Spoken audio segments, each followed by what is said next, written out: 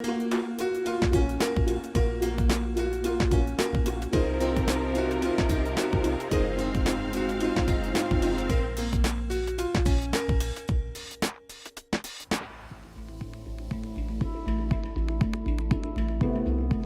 don't know if the state is going to check to see how we're living. Our child protection system is struggling and can no longer meet children's fundamental needs. I cherish the sweet dream that other foster children like me will one day sit in the National Assembly. Hello and welcome to a new edition. I'm Nadia Sharbi, and this week we're putting the focus on France's foster care system. With an annual budget of several billion euros, child protection is a leading social issue here, only second to education. And yet these sums don't amount to much for the fragile youths who face a double trauma, that of losing their family before being propelled into the country's placement system, a life of instability at best, abuse and neglect at worst. Let's start with an overview of the situation. Every year, French regions spend more than 8 billion euros on child protective services. The minors in the system, some 306,000 in 2018, or 2% of minors in France, are eligible for financial and educational assistance. But 80% of its budget is spent on placement for children believed to be in danger. Around 177,000 children were placed in foster care in 2017. Placement decisions are either made by Child Protective Services, associations authorized by the government, or by a juvenile court judge, notably in cases in which the biological family is opposed. Of the minors in foster care, 76,000 were placed with host families. The number of such foster homes is decreasing, however, due to low government stipends and the rising average age of foster parents. This amid the growing number of foster villages, boarding schools, and centers for teenagers. Minors can also be placed in hotels. Between 7,500 and 10,500 currently live in such establishments, including 95% of foreign unaccompanied minors. The government wants to ban placing minors in hotels. Well, the scandal surrounding hotel placements was thrust into the limelight in December 2019 with the passing of young Jess Seba, a 17-year-old stabbed by a fellow foster child living in a neighbouring hotel room. With no supervisors around, it's other teenage residents who were left to stumble upon the scene. Among them, 19-year-old Gevina.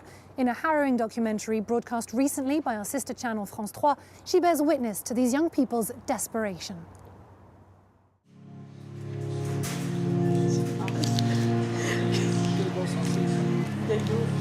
Placed in foster care at the age of 7, Gevina has spent the last 3 years in a hotel.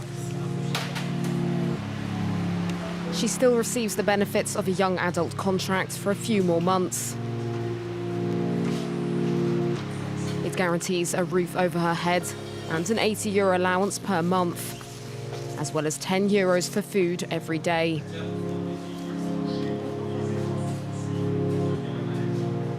Gevina has a social worker but is not in contact with her parents. I often feel lonely. I don't know if the state is going to check to see how we're living. They just think, as long as she has a place to sleep, it's fine. But you can have a place to sleep and not be okay. Actually, I feel like crying.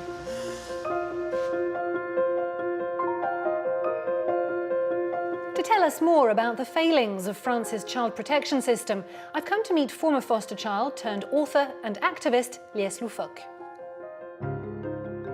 Lyes Louffok, hello. Bonjour.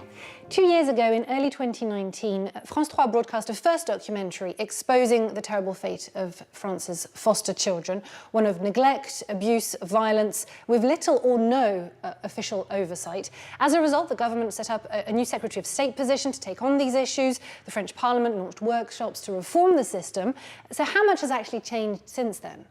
The documentary you spoke about brought to light serious incidents of violence against foster children. So we came up with some suggestions, like creating a national independent regulatory board which would inspect foster homes, which isn't the case today. In 2009, the National Audit Office's report on the protection of children told us that establishments are inspected on average only once every 26 years. The most serious thing is that all the authorities have made the same observation, that our child protection system is struggling and can no longer meet children's fundamental needs, especially with protection. Now, child protection is an issue that's handled at a regional, not a national level here in France. Is that part of the problem? It's the very heart of the problem. We have 101 different departments in France, which means 101 different policies on child protection. It would be like decentralizing the national education system tomorrow and allowing departments to create their own curriculums with whatever they want, with no oversight. I think, philosophically speaking, public policy on child protection should be managed at a national level, because it's inconceivable for all those working in child protection and for children in foster care that children aren't protected in the same way in Paris and Marseille. It's a denial of rights and unequal treatment which I think is unacceptable. Now, obviously, what sparked the biggest uproar after those TV reports was the rampant violence they uncovered, both physical and sexual. You yourself were a victim. How endemic is this violence? The statistics are always damning. A health ministry report from 2019 said 6 in 10 children in foster care had been mistreated in establishments. That's massive. And then the documentary also shone a light on children who are victims of sexual abuse by other children and are forced to live with their abusers because there isn't enough space in the child protection system or in the pediatric psychiatry system. I sincerely hope that people begin to recognize these deficiencies because it's a huge public health issue. And if we don't act, we'll be allowing trauma after trauma, with these children finding it very difficult to integrate into society later in life. Obviously, all of this will have a cost to society as well as to these individuals. Have these documentaries at least helped the victims speak out? Those who grew up in care are speaking up more and more, writing more books, taking part in documentaries, but we've had to work for it. Because for a long time, those who used to be in care were often ashamed to say it. Thankfully, this is the case less and less, because the amount of testimonies there have been has allowed others to feel like they can express themselves and condemn the violence they've seen. On the other hand, we still have a long way to go when it comes to encouraging professionals to speak up. I hope social workers will also speak out, condemn the violence that they witness, and most importantly, protect children. So what happens to these youngsters once they age out of the foster system? It's a dramatic process. We know that, for instance, in France, a quarter of all homeless people were foster children.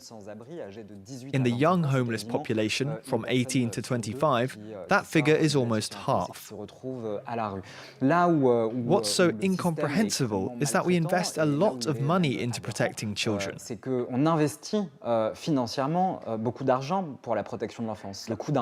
A year's foster care costs between 50 to 55,000 euros, which makes it almost €1 million for 18 years of care. After such a large investment of public funds, at 18 years old, you're told to just get on with it yourself, without support or a family to fall back on.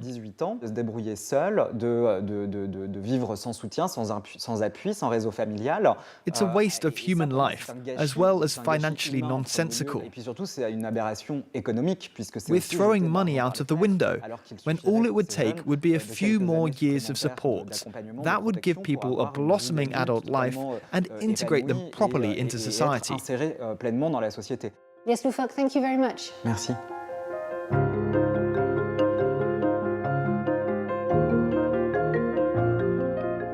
As we just heard, whatever a child's experience, foster care has a profound and lasting effect, even on those who go on to secure hard-earned personal and professional achievements. Success stories are rare and always the product of exceptional resilience.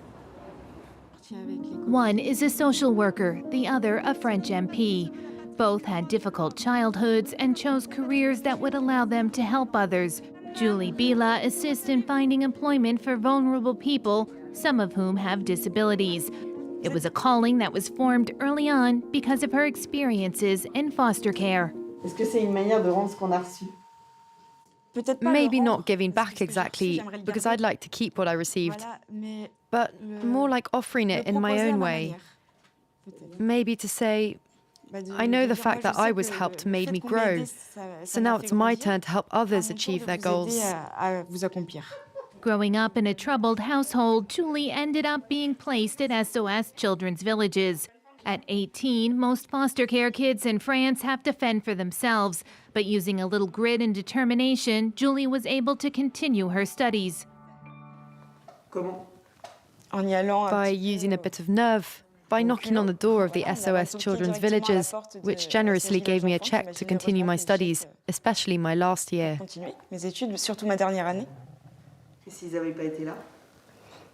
I don't know, but they were there. Julie has just signed her first permanent contract. It's a proud moment for her foster teacher, who's helped Julie since she was 8.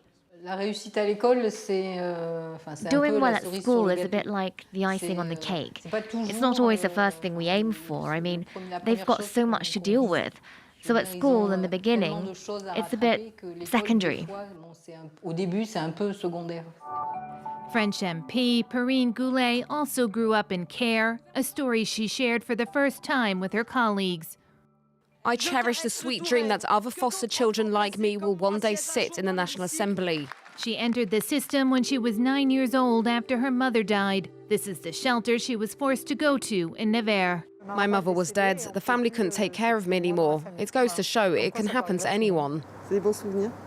No, not really. The 42-year-old now has a good life. She used to be a project manager at a nuclear power plant, and now she's an MP. But she was unable to pay for studies to become an airplane mechanic. It was too expensive. I graduated from high school. We didn't study what we liked, so I stopped quickly. I was lucky not to be homeless. Others ended up on the streets. After joining a company that allowed her to pursue additional studies, Perrine went on to earn a master's degree. The mother of 3 credits a happy home life as her greatest achievement. My greatest success is my children. I think family success is the only thing that matters. It's thanks to this experience that we become what we are, that we've become this strong, this mature. We dealt with the hard knocks, but at the same time there's a vulnerability, because it's not normal to have lived what we went through. Julie hopes one day to have a family of her own, but for now she's concentrating on her career. And she has her siblings to lean on. Of her 8 brothers and sisters, 3 have also become teachers.